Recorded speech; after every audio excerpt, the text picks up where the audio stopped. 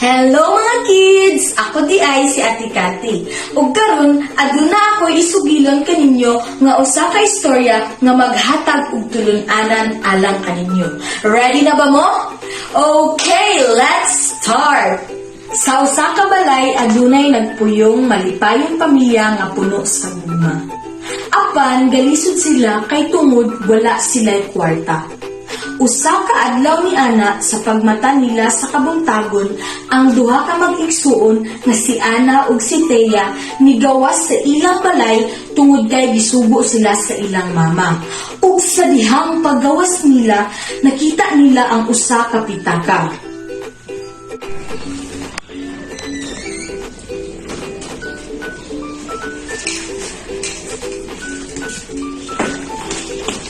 Ano na yung pitaka? Ang sa kaani. Kung ikaw si Thea ug si Ana, unsa man inyong buhaton sa pitaka?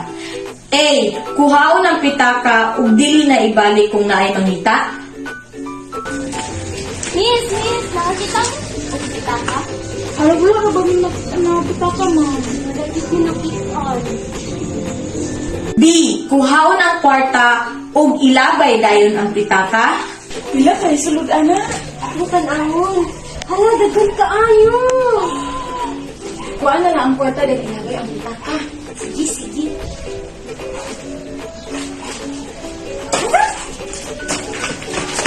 C. Ihipos ang pitaka ug dayon kung naay mangita iuli kini. Ipuso na lang nato ni. Sige, kay basing na ay mangita. Mga langga, nakikita mo pitaka sa dalan? Ay, halati mo. Ano mo nakita? Umuha din, ni? Hala, oo. Ako lagi ning maumang pitaka na wala. Salamat kayo ha, kay kami nakakita. Anas di kayo mo. Sige, salamat. Unsa may saktong buhaton? Very good! Letter C!